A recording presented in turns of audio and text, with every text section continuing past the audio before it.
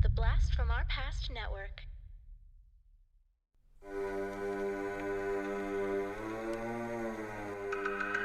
Podcasting After Dark presents TV Obscura, a deep dive into underrated and unknown television shows from our youth.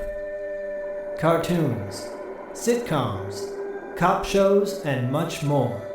Sit back and enjoy some nostalgic fun with TV Obscura.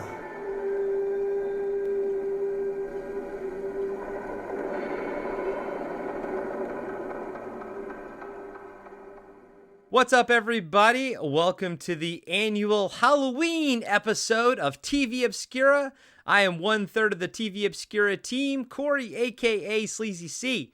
Joined with me, as always, is my two brothers from other mothers, Zach the Total Snackhead Schaefer and Diallo the Armageddon Jackson. And this month, we are discussing Michael Jackson's Thriller music video. Woo! You should go hee hee. Hee hee. What's up, boys? Diallo, how's it going, man? I see you wiping the sweat off your brow as we speak. This is torture, actually. It's not my favorite time right now. It's fine. It'll be fine. Are you guys having a heat wave down there in LA? I mean, it's warmer than normal, but so when I record, I have to close all the windows and I don't have AC, so I was fine all day until just now, like literally just now. And all of a sudden it's a sweat box, so it's fine. It's all good. Sauna in there. Oh, it's not very, guys and gals, we are recording our Halloween episode in September, early September even, so it doesn't feel like Halloween for us, but hopefully by the time this lands, it'll feel like Halloween for you all.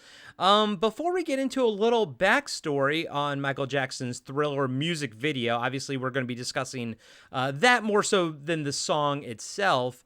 Guys, what is your first experience with this music video? Do you guys remember when it landed? Zach?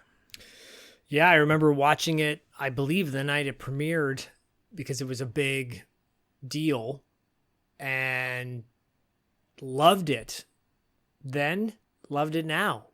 I've watched it more than a dozen times over the several decades, and my God, it's a piece of art. Showed it to Bodie tonight, and when it was finished, Bodie said, man, they really made music videos a lot differently than they do now. I go, yeah. Better? He goes, oh yeah, better. And the 4K video that I think they just remastered it a few years ago. It looks absolutely amazing. Agreed. Zach, how old were you when this dropped in 1983? I think it was December of 1983. I was 7 in 83. So yeah, I was 7, had the cassette tape, Michael Jackson's Thriller. Used to have a postcard of Michael Jackson from the Billie Jean music video on my wall, walking on the glowing steps, concrete or whatever. And man, I was obsessed with Michael Jackson. Just thought he was so cool. And watching this now, I'm like, he's not cool. But he's super silly, he's super comical. He does really have good comic timing.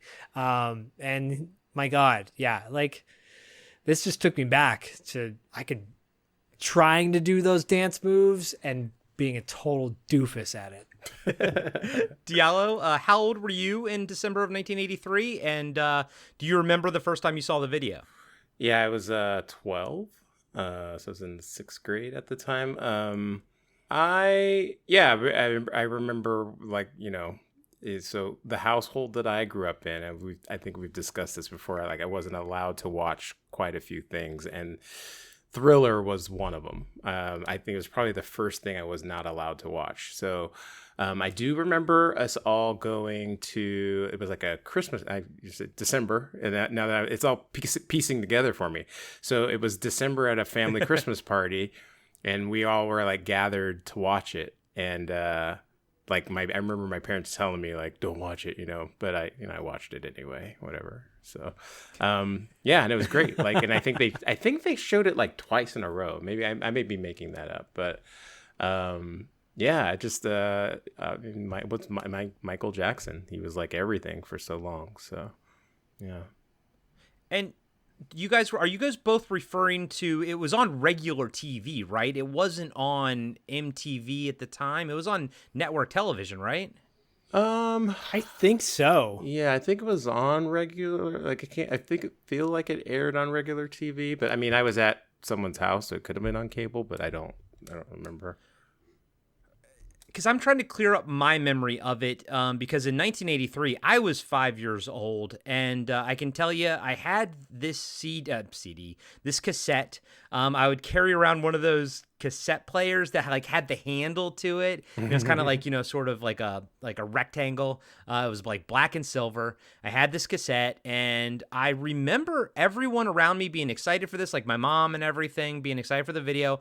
And we didn't have MTV or anything, or cable, and we watched it when it aired. I'm pretty sure, and I can tell you why I know that, because I was scared out of my ass. It scared the hell out of me, seriously. Like, and I'm watching it now, and one of the things I love about this video is how good the zombies look, and I think that's what really makes this work, is that the zombies look like your traditional realistic zombies. Realistic, but they're not goofy at all. But what they're doing is fun and silly. But I remember the shots of just them encroaching on Michael Jackson and Ola Ray, and being really scared, especially that one zombie that kind of vomits up blood. I remember being so scared of that one zombie.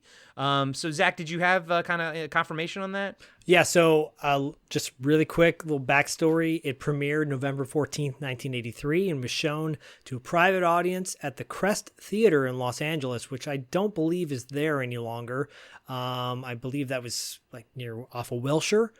And interesting. I have dates reversed from the Wikipedia page, but I'll get into that. Oh, this is from Wikipedia, but the video debuted on MTV December 2nd, 1983. Okay. And after each broadcast, along with the documentary Michael Jackson's Thriller, after each broadcast, MTV advertised when they would next play it and recorded audience figures 10 times the norm. Showtime aired the video 6 times in February. Within months, Making Michael Jackson's Thriller sold 1 million copies on VHS, more than any prior video release, and went on to sell up to 10 million copies worldwide on VHS and DVD.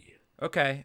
So that doesn't say anything about it being on network TV. Then I'm not sure how I would have even seen it. Yeah, it says it premiered on. I looked MTV. it up, and it didn't. Yeah, it just was on MTV, and it says Showtime also, and it didn't air on regular TV. So I don't know. Interesting. Yeah. I'll have to ask my mom. I'm actually curious about that. But I remember watching it, and I remember being scared to death by it. Before we kind of get into the behind-the-scenes crew, because it actually has a lot of pretty famous people who worked on this music video. It's almost like a small film. I have some backstory on it. And it should coincide with what Zach just said. We might get a little bit of overlap. But the music video for Michael Jackson's Thriller was released on December 2nd, 1983. It was directed by John Landis and stars Michael Jackson and Ola Ray.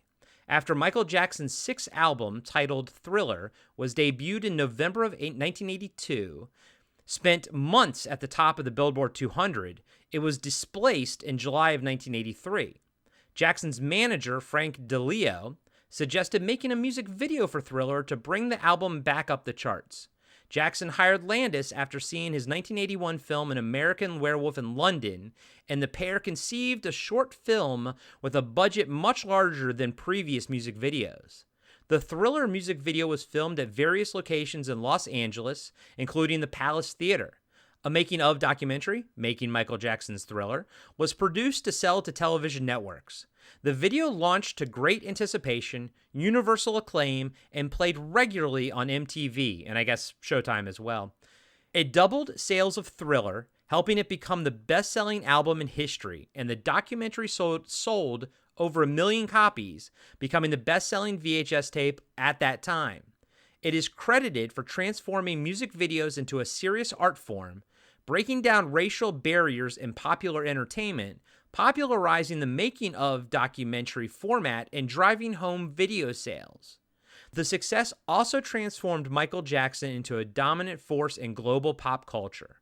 Many elements of Michael Jackson's Thriller have had a lasting impact on pop culture, such as the zombie dance and Jackson's red jacket, designed by Landis's wife, Deborah Nadoolman. The video is closely associated with Halloween, and fans worldwide reenact its zombie dance. The Library of Congress described it as the most famous music video of all time, and it has been named the greatest video by various publications and readers' polls. In 2009, Michael Jackson's Thriller became the first music video inducted into the U.S. National Film Registry by the Library of Congress as culturally, historically, or aesthetically significant. Greatest video, huh? The Vinyls I Touch Myself might be a close second to that one. Ooh, that video made me a man when I was a kid. Just saying. Zach, I mentioned John Landis. Obviously, tell everybody out there, where we know him from besides maybe American Werewolf in London. You would know him from killing people on the set of Twilight Zone, the movie. Sorry. Wow. No, he was acquitted. He was acquitted of that. Too soon. Sorry. Sorry, just kidding, sort of.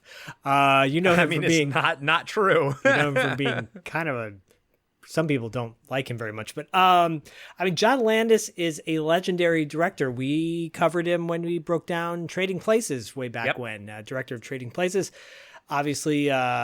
Besides American Werewolf in London, he's got a crazy, awesome career. Like he made Schlock, which is funny because that movie poster is featured in the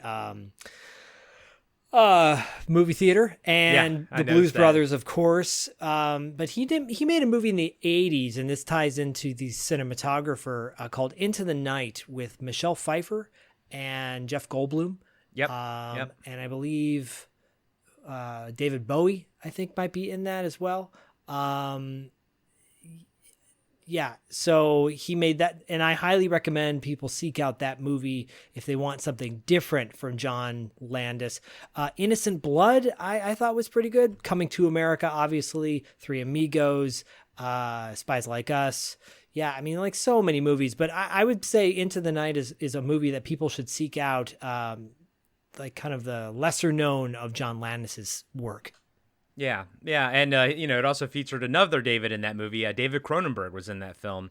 That's right. But yeah, the cinematographer, he did Spies Like Us, National Lampoon's European Vacation, Little Shop of Horrors. Like, holy shit! Like, he's done a bunch of awesome things. He really has. He did a movie called Curtains. If you've never seen Curtains, it's a really good horror film. Shocking horror film. I think David loves that movie. I think that's one of David's favorites. Correct me if I'm wrong, David. I think you're a fan of that one. I think he's a fan of Meat Curtains. Oh my God! Wow! Wow, dude! Wow, that didn't even come out of my mouth. Into the night. Jeez, it's like Touch Myself, like Meat Curtains. What is it? What do you? Zach's going on over there, Zach? Something tonight. I'm drinking Liquid Death. Liquid Death Killer Cola. I will say, Zach's the only dad here, by the way. Right? We all need to let off some steam. When that movie Into the Night came out, I'm like, oh, is that going to feature the Benny Mardrones song? Nope. Into the night. That's a great song, by the way. You up. Co-written by Robert Tepper of No Easy Way Out, by the way. Yeah. We covered that on when we did what do you call it? Rock. We did our favorite soundtracks. Yeah, soundtracks. We talked about that. That's right. 80s Kids Unite. Yeah. So Elmer Bernstein did the music that's featured in the first half of this, like the movie within a movie. Yeah, which was done oh so well in the classic Demons, of course. Elmer Bernstein, and every time I hear that name, I think of Billy Joel saying Leonard Bernstein, I think, in We Didn't Start the Fire. But I want to say Elmer Bernstein. No. No. Anyways. You might be the only person that has paid attention to those like lyrics in that song. We Didn't Start the Maybe. Fire. Yeah. I know. I low key like that movie song. I mean, yeah, I mean, like think of all the Ghostbusters, right? course, And yeah. Magnificent Seven, Rage in Harlem, which is a really great gangster movie back in the early '90s. The Grifters. I love The Grifters. We're gonna cover that one day if it ever comes out on Blu-ray. So he did a score for a movie called Amazing Grace and Chuck. And if you want a movie that will like pull at your heartstrings and it's got a phenomenal cast, it's about a little kid who's a baseball player and finds out there's a nuclear missile silo near his town. And so he stops playing baseball until the government gets rid of all their nuclear bombs, nuclear weapons. And it sparks this protest nationwide where a football player, basketball player, and like a baseball player, I think, come together with him. William Peterson's in it. Jamie Lee Curtis is in it. Gregory Peck plays the president. And it's Alex English, the late Alex English, who's a basketball player.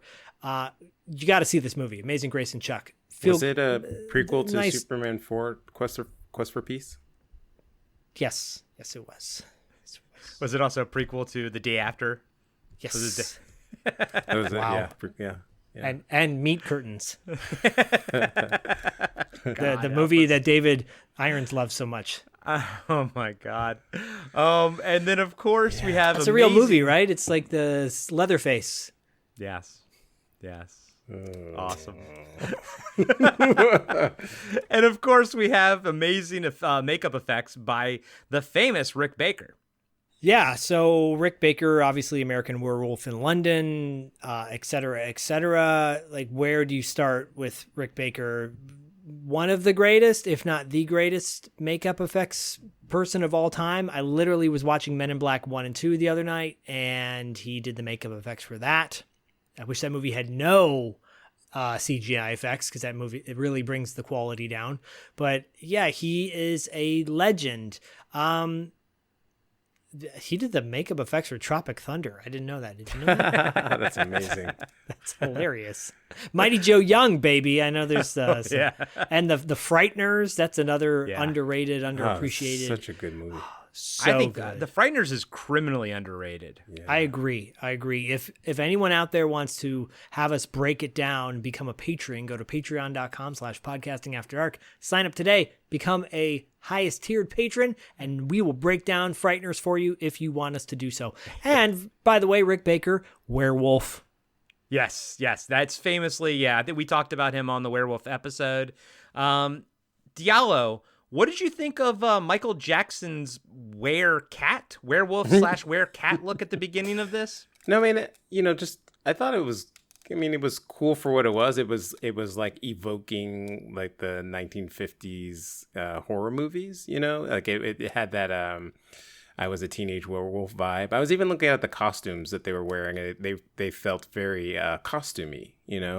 So it was intentional. Yeah. It wasn't like, and in juxtaposition to when they're in the modern times, the makeup all of it was amazing, looked realistic, like you said.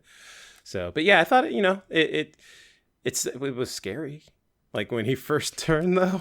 Yeah. I think that was one like of the even things like that scared me as a even kid. even like now when I watched it, I was like, oh, it's my heart And raced. having watched so many werewolf movies, it's so unique, kind of like how in Monster Squad, the werewolf in that, we've never seen a werewolf look like that before. And famously, they sort of based the design off of trying to look like Stan Winston, but they created a wholly unique looking werewolf.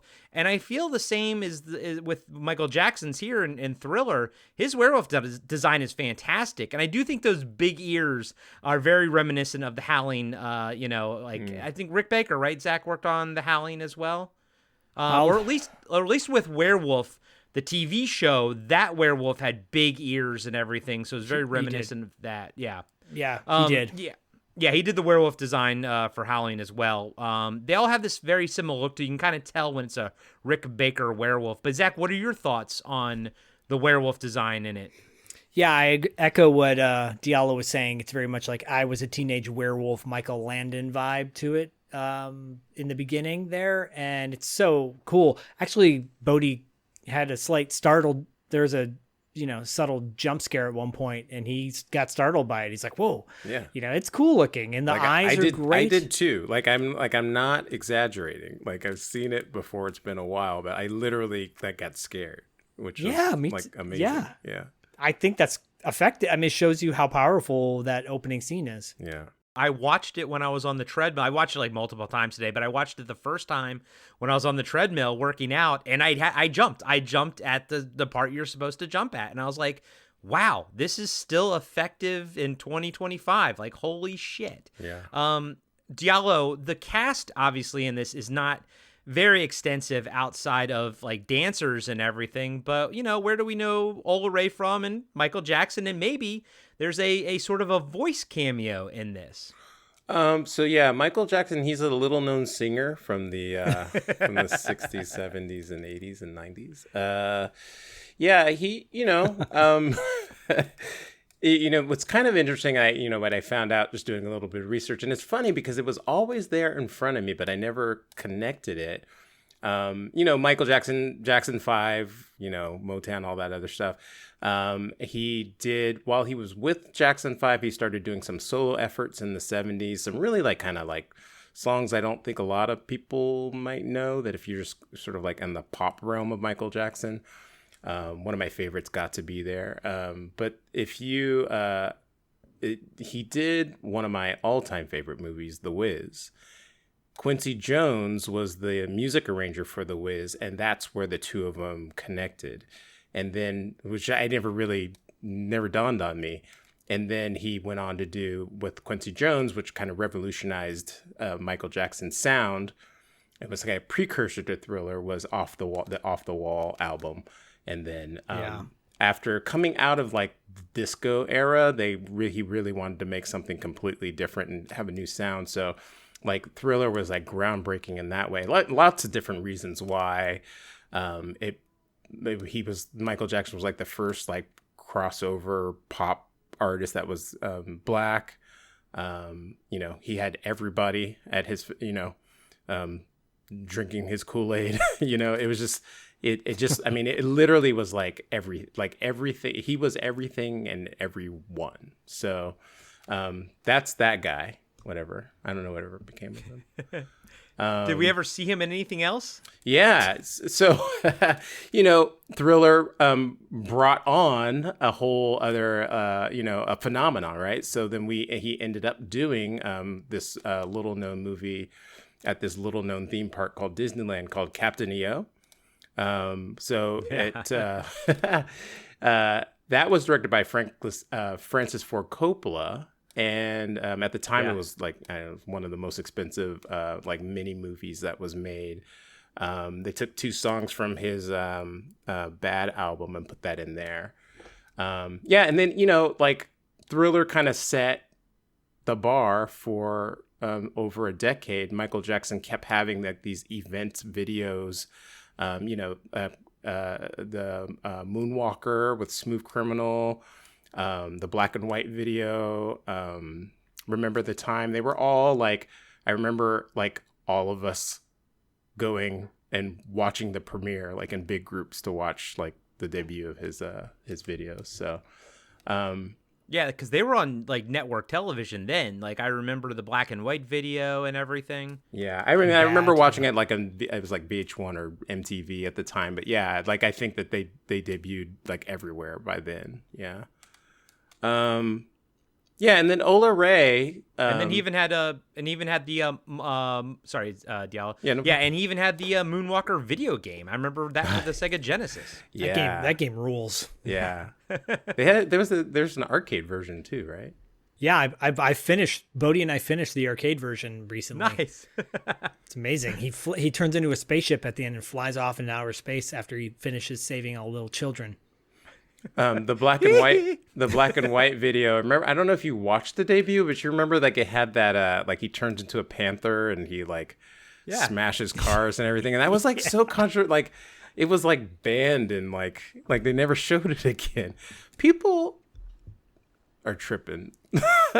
Or like Thriller was like the at the beginning of Thriller, it has like the disclaimer basically, it's like people just Right. get really like wound up about like the most random things. And I just remember that was such a controversy. Oh, he smashed a window. I think they said the same thing about Bad when that came out. They're like, oh, because it was inspired by Yeah. a true incident, and they're like, oh, is this going to incite gang violence? And you're like, Yeah. it's Michael Jackson dancing, and no. My favorite version of that is Fat. You ain't fat. Yeah, Yeah. Yo, ding dong, butt is man. Ding wide. dong, yo. You know the story behind that Prince was supposed to be singing with Michael Jackson on that song, right? Oh no, I but didn't know. but then Prince read the lyrics. This is true. You can look it up. Prince read the lyrics, and he's like to Michael. He goes, "What is this? Your butt is mine." And Michael's like, "Yeah, that's a good line." And Prince is like, "I'm not doing this song." He refused to do it because He's of like, that nah, line. dog. No. Nope. Wow, you got to have standards, I guess. Yeah. So yeah, that Ola Ray was she was the heroine of the film. She went on to go, didn't have like a big career, but she went on to be in like Beverly Hills Cop 2, 48 Hours. Oh yeah. Yeah, Night Shift with Michael Keaton. A movie called Fear City. I don't know if you guys know that one. Fear City's good. It's directed by Abel Ferrara. Okay. She was Playboy Playmate of the month, June 1980. Oh shit. Yeah. Oh, So Corey's gonna get out that, check I'm- the archives. Googling that as we speak. Pretty interesting, like life. She was like a military kind of brat who moved all over the place. So that's kind of interesting. And she was in a song dance group. And then it's a little tidbit. I guess she sued. She only got paid $2,500 for the video back in the day, I guess. And she went on to sue for $4.2 million in royalties in 2009. Wow. But also, Michael Jackson died in 2009, a few months after she sued. And so, anyways, she settled, it says, for $75,000 in 2012. So, Wow. I found the Playboy pics. Of course you did. the other random person that was in this was Vincent Price. You may have heard of him.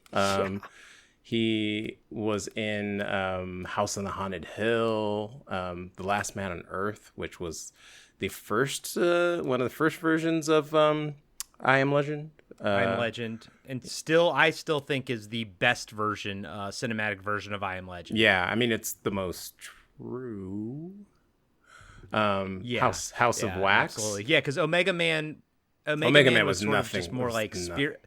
No, it was just more like a spiritual successor type of thing. And then, the Will Smith one, I remember seeing it in the theater. I was sitting next to my buddy, and I was like, they're going to do it. They're going to actually make it good. And then, like, halfway through the movie, I was like, they're doing it. And then they botched the landing, which, if you've read the story, the ending is like everything, for that story. Yeah, I actually knew someone that developed that. She's a bigger sci-fi fan than all of us combined, and she really fought hard to make it be true. But there are forces at bay that work against us, and she wasn't able to keep that in. I think the with the ending that they have, like it's an alternate ending, is actually a little bit more true to the book and spiritually than the one that they aired. I think. I'm not sure. Yeah, I believe so. Yeah. Anyway, he did I already say he was in House of Wax? No. No. You said House on Haunted Hill, but not House of Wax. House of Wax. And Zach, was Vincent Price? I mean, like maybe you cut this out, maybe keep this in. I don't know. Was Vincent Price in? I remember watching this movie that was like based on the story of The Thing. And it was like on this train, and what's his name was in it from Star Wars? Peter Cushing. Yeah, Peter Cushing. Yeah, that was Peter Cushing and Horror Christopher Express. Lee. Yeah, Christopher Lee. Oh no, you know what? Yeah. Vincent Price wasn't in that. I was thinking of Telly Savalas. Never mind. He was in it. though. Yeah. Yeah. Anyway, That movie's Yeah, we great. we reviewed Horror Express way back in the first season of the show. yeah, I think I probably watched that with you, Zach, before you like recorded that or something. I think so. Yeah, I think so. Yeah, because that's the God, that's only a time great I've ever movie. seen it. I love that Only time I've movie. ever seen it. Anyway, yeah. So he showed up. Came in. It says that he did the narration in 2 takes, which is pretty incredible. Wow. So, yeah. And they had a lot of movie posters of his also at the theater at the beginning of the movie when Ola Ray and Michael Jackson walk out of it and the music starts kicking in. It's either Vincent Price or it's, that schlock movie poster. Mm-hmm. That's all I got. All right. Hey, everybody. Corey here. I just want to let you know that we'll be right back after these short messages.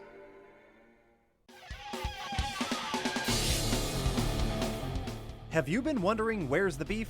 Well, on our podcast, Throwback Trivia Takedown, you might just find that out, as well as some other things about the 70s, 80s, and 90s. We're a nostalgic-based trivia show that pits 2 challengers head-to-head in a duel of the decades, with categories ranging from movies, TV and music, to slang, food, and fashion. You're sure to get the best in retro-themed trivia. So strap on your jelly shoes, grab a Surge, and walk like an Egyptian to your favorite podcast app and check out Throwback Trivia Takedown. I heard even Mikey likes it. And now, back to the show. Diallo, take us into whatever general thoughts you want to go into.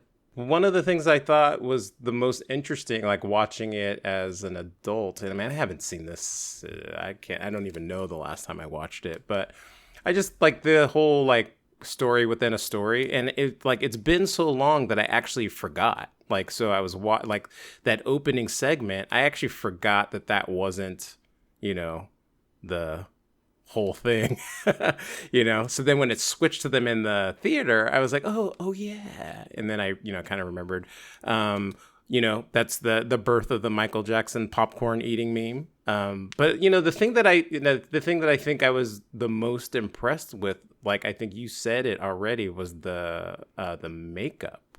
Like, the zombies in that video, like, were comparable to, like, The Walking Dead or I don't know, anything today, the Dawn of the Dead remake, and like anything World War Z, like it just was so well done, and it's like one of the things I like about watching the good like zombie makeups is when they have the different body types, and this one had that. I remember there's like a really big zombie character, and but I really love how they just incorporated like the dance elements and made it like this, spooky, dancing. I remember, I think it was a movie with Jennifer Garner. I think it was 13 Going on 30. Like they did a scene, like she was at a dance, and they did the a thriller dance in that movie. So yeah, I don't know. It's like super iconic. It's just like, again, I think it just was like a different time. We all were watching the same things at the same time. And it just really captured the imagination of everybody. Everyone's trying to moonwalk, after the American Music Awards or the Grammys. And I don't know. Then, like I said, and it also, like, it just set, like, it was at the beginning of, like, the MTV era. And it really set the tone of what music videos were going to be from there on out. So instead of just having, people standing in front of the screen singing their song, it became like film, And in turn, you had like a bunch of like, down the line, you have a bunch of like movie directors that cut their teeth doing music videos, because the music videos were just more than just sitting your camera up. Like it actually took art to make them. So that's why we have that's why we have Michael Bay, Zack Snyder. Yeah, and David Fincher too. He started out as a music video guy as well. I mean, I think Landis was the what we think of him aside. I think he was the perfect decision, perfect person to go with. Because, you watch American Werewolf in London, it has its comedic elements and everything, but it takes the horror seriously. And I like when, Michael and Ola Ray are walking down the street and he's doing the first singing part, and he's being very cute and everything with her, and kind of like doing these, like trying to scare her, but it's like kind of cute and everything. But when the zombies come, it's actually, kind of scary. And then when he turns, I like the fact that there's no buildup. He's just already turned. And when he is in zombie form, I think he's legit scary. Like, Michael Jackson is doing his job. Like, he's actually doing the job of an actor. He's not just being like, oh, this is silly, I'm going to be silly. He's like, the way he just like stares, I love that. It works so well. And then the way when he starts actually singing, he switches back to normal Michael Jackson, but all the zombies are still with him. As a kid, that kind of like, I was like, that's interesting. But I honestly can't think of another director that I think it would have been more perfect than John Landis to do this. Zach, can you? I mean, not then. The only zombie director I knew of was George Romero, so that's the only person I knew who made zombie movies back in the 80s, especially in 83 or yeah. Because this would have been close to Day of the Dead, right? Like, wasn't that around 82, 81? Yeah. And this, I echo everything you guys have said. It was interesting. There was a little nod to Plan 9 from Outer Space, because one of the zombies, it looks like Tor Johnson, the wrestler, right? The bald guy. He was blue at one point, and then towards the end, I think he's like flesh colored. Very creepy for that time, not, I wouldn't say like kid friendly. It was a really good Halloween scary the crap out of you kind of music video. One thing I didn't notice until watching it just now, he puts all the verses in the beginning of the song, and then it's all chorus at the end. And with that, instrumental midway through, which was an interesting thing, because I think as a kid, I didn't understand the distinction of like having a radio edit versus an album edit, or a TV version versus like the full version or whatever. So I think when I heard the song on the music video, I was like, this is different, because it is. Yeah. I noticed that as well. And I listened to right before we started recording, I was listening to the song itself, on repeat, just to kind of get the differences. And yeah, it's an interesting take, because you would think the easy thing to do on paper is to just make the whole thing just the song, right? The whole video is just the song, but they made choices to like rewrite it, sort of like restructure the song itself. And honestly, now there's almost like in my head, there's like two different versions, and I equally enjoy the music video as a song, like the way it's reformed, Yeah, same. Put together. Same. I think it's really cool. It's makes me want to get that version too. Right? That's the version you play at a party. Yeah. Yeah. Just like to get the narrative in there, and kind of being able to force the narrative versus just following what the song does, and getting that cool dance number in there. You have to space it out, so.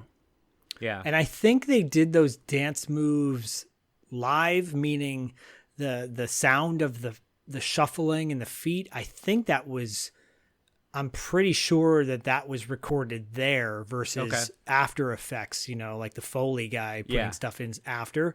I'm pretty sure, because I was even watching like the movement of their feet. I'm pretty sure that was directly the sound of them actually doing it versus someone adding it after. And it gave me vibes of Return of the Living Dead. I mean, that's going to be a couple years later. But like just kind of being in the city like it is, and everything kind of gave me those vibes. And just the fact that the zombies themselves look good, even if they're doing something silly like dancing, that juxtaposition reminded me of Return of the Living Dead as well. Oh, big time. Big time. Yeah.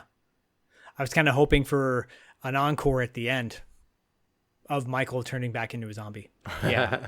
Diallo, what were you gonna say? I was just saying one of my, as I was watching it, one of the things that I kind of forgot, but I remember watching like the, not outtakes, but when they're rolling the credits, there was a shot somewhere in the middle of it where there's a bunch of the zombie dancers kind of like doing like b-boy dancing and and I forgot like that was right around the time when breakdancing started to hit in the popular culture. Or I think it had already hit, but it was like pretty big, and so and they had like your sort of like traditional dancers doing like the choreographed stuff, but then you had a couple shots of those guys doing their thing, and I don't know, there's something about it that really translates well to like that idea of like the undead zombie dancing. I don't know why, but yeah, totally.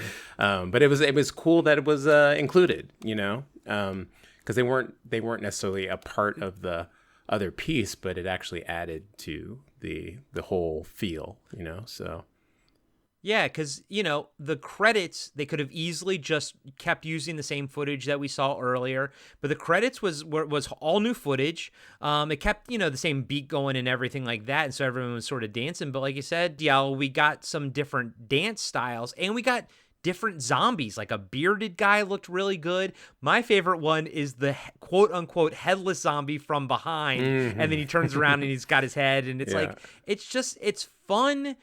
And you can tell that like so much effort and love and craftsmanship was put into this, I mean, for God's sakes, they, have like a world-class director, a world-class cinematographer, a world-class composer, earlier in the film, like all of it just, I mean, and watching the 4K, transfer of it in 2025, it looks amazing.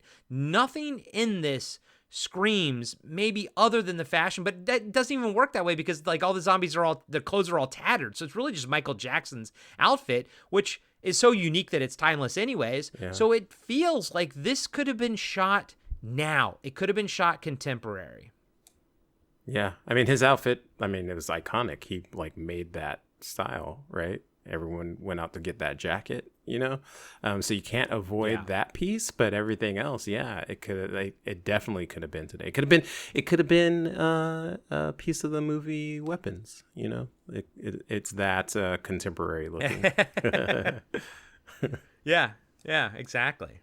I don't think that, I think this song and video is perfect for TV Obscura because I don't think there's ever going to be anything like it ever again. This is one of those things that was revolutionary and at the same time was a one-off, like this horror music video that he did. Like, I know people probably try to do things similar post that, but 1983, and then the fact that this song came out was, already a couple of years old to begin with, and Michael was just getting started. He had a whole decade and a half more of like doing amazing things. So it's really phenomenal. It is interesting though at the end when they show the credits and then they freeze frame on probably one of the most disturbing looking zombies. Has like a weird kind of like B. Arthur wig on his head with jacked up teeth, and I'm like, that's disturbing to freeze frame on a zombie at the end. That would definitely give me nightmares back in the day. I mean, it scared the hell out of me. I was 5 years old. It scared the hell out of me. I mean, guys and gals, the music video is like 13 minutes, and we've already talked 3 times as long. There's not much else I think we can really say. But Diallo, any final thoughts on just the impact that this had and just the music video itself? Yeah, I mean, echoing a little bit of what Zach was saying, it's sort of like there were so many elements from different areas that kind of converged in this one moment. It's just like, it's the time, it's technology coming up. It's like we do podcasts about 80s and 80, like we keep going back to the 80s because it is such a unique transitional decade in relation to, like, if you look at all of history, it's like the 80s just because it has technology on the rise, different, distribution, like there's all kinds of stuff that's going on. And music videos, we think of them as just ubiquitous now, but it's sort of like they were new at the time, and he was able to like this musical force was at that moment, at that time, able to make something, capitalize on that at the time, and then it influenced other people. Prince, Purple Rain a few years later, and he did a couple like musical movies and stuff like that. He tried his version of that. Madonna to a lesser extent, but yeah, it's like it just he I don't know, he set the tone for everything, and it's such a was a loss when he passed, for sure. So. Well, at Diallo, it's interesting to think that basically at the dawn of music videos, he created what I think almost everyone considers the best music video ever made, and he created at the beginning of when music videos came into existence. Yeah, the only music video I think that can like compete is the one where those guys are on the treadmill and they're running back and forth and doing what's that band?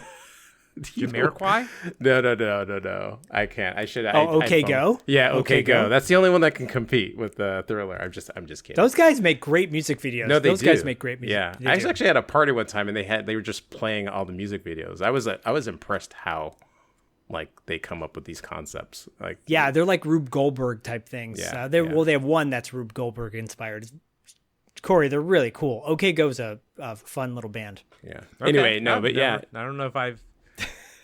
You've seen that one video, I'm pretty sure. You just like, whatever. But yeah, they're just, he's just, I don't know, Michael Jackson, like he's an icon. There's like, I hear, some people now saying like there's other artists that are bigger than him. And I'm like now, and I'm like, I don't like, I was watching Thriller and I was like, no, because I was like, like somebody was saying like Beyonce is bigger than him or like Taylor Swift. And I'm like, well, but we all like, there's a rabid fan base for Taylor Swift and a rabid fan base for Beyonce, but we don't all sit together in a group as a family to watch the debut of any of their works, even non-fans, Right. Yeah. And I think that's sort of like the difference. That's a perfect way to,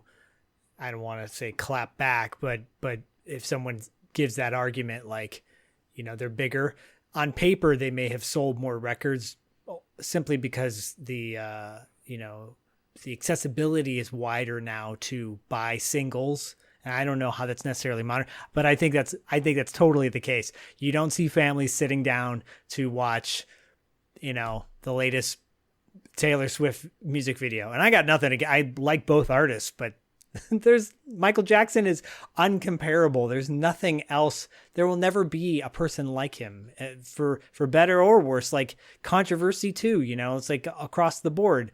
But Thriller is peak Michael Jackson for me. That's when Michael Jackson was just like, this guy can do no wrong in my book. This guy is the greatest of all time. And that, yeah, that's all I'm going to say. Is that your final thoughts, Zach? That's my final thoughts. Yeah. And I think, like interesting choice at the end to have him look at the camera with his creepy eyes and remind you that, it's not a happy ending when it comes to this music video.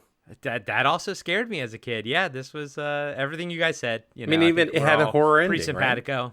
Right? It had that horror ending. Yes. Yeah, I agree. Yeah, it's interesting. It's like an actual true horror ending, which is crazy for a music video. It's a music video that took the horror elements seriously, and I'll just end it by saying I think that's what works the best about it. And I mean, aside from obviously the amazing music and the amazing choreography and everything, it just, everything's at peak. Everything's peak. It's peak horror. The horror is peak. The music is peak. The choreography is peak.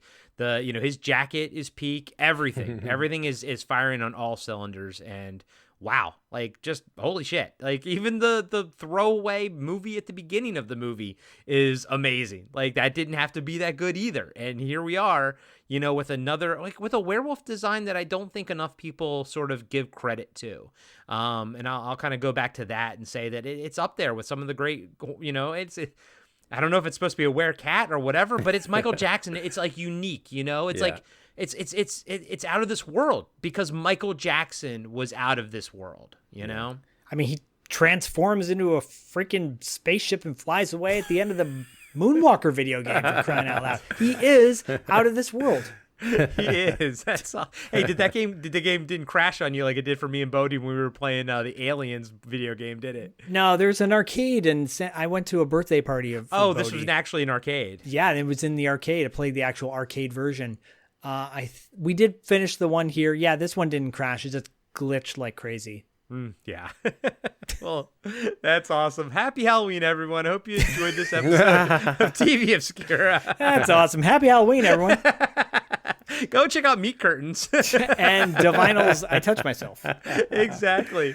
Diallo, how are things going over on your neck of the woods? Anything you want to promote? I don't have anything necessarily to promote. I've been in the lab, quietly working on things, trying to finish a lot of stuff. Been working on some experimental things, using a lot of new tools, excited about what I'm doing, but nothing's like ready to, if you follow me on Instagram, some of the stuff, like I pop in like scripts and that, books and, some of the projects that I'm doing, but, just kind of, quietly in the lab working. Nothing wrong with being in the lab. We've all been there. I totally get that, buddy. Zach, anything you want to pitch for Halloween at $2 late fee? In case you guys haven't heard it yet or checked it out, Corey and I did an interview with the cast and crew of Scream and Cry. That's for all you horror buffs out there. If you're a fan of Elvira, etc., Rhonda Shear. It's a new fun show where it's like a horror movie review show parody kind of deal. And E.G. Daily is one of the voices of one of the characters. E.G. Daily, of course, of Pee-wee's Big Adventure and Valley Girl, blah blah blah. And One Dark Night. And One Dark Night, yeah. So check that out. We did that interview on our YouTube. So go to our YouTube channel and subscribe to our YouTube channel. Watch the video there. I'm pivoting a little bit away from Halloween, per se. But as far as contents on $2 late fee, we're covering a movie called My Science Project, and have an interview with one of the stars of that coming up, Danielle von Zernick. And depending on when this drops. And at 80s Kids Unite, of course, is going to be Halloween related this month too. Oh, yeah, so of course, 80s Kids Unite is going to be the Night Boys, and going to have a good old time. Hell yeah. And you all should be enjoying the movies that we are reviewing on Podcast After Dark. All of them are horror related, and all of them are Patreon picks. So like Zach said earlier, if you want to join our Patreon, that's patreon.com/podcastingafterdark. We have multiple tiers. For the $5 tier, we are covering Bill Lustig on our Auteur de Force series right now. That is our third auteur that we are working on. We've already covered John Carpenter in the past and Don Coscarelli. Now we're on to Bill Lustig. And after that, well, will remain to be seen, but Zach and I are having a great time every month covering every movie in an auteur's filmography in order when they came out. So it gives us a broader look at a particular director and their body of work and everything. But it's nice to have TV Obscura back in the mix. It's been a couple months we've been on hiatus, but we usually come back in around fall time and start cranking them out. So I look forward to seeing what we talk about next time, because it will be our 50th episode of TV Obscura next time. Let's crank it. Let's crank it out. We got a big milestone coming, guys, and I love this show, and I love doing it with you guys. And as always, catch you on the obscure side.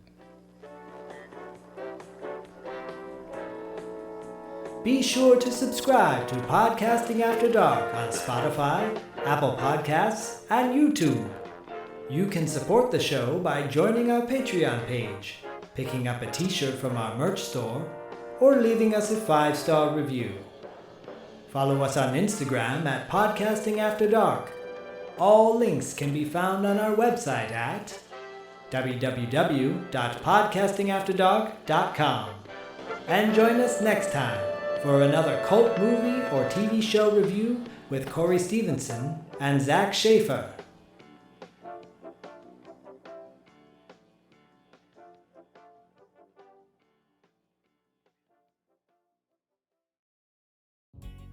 Hey everybody, I'm Tim. And I'm Dean. And we're the hosts of Talking Back.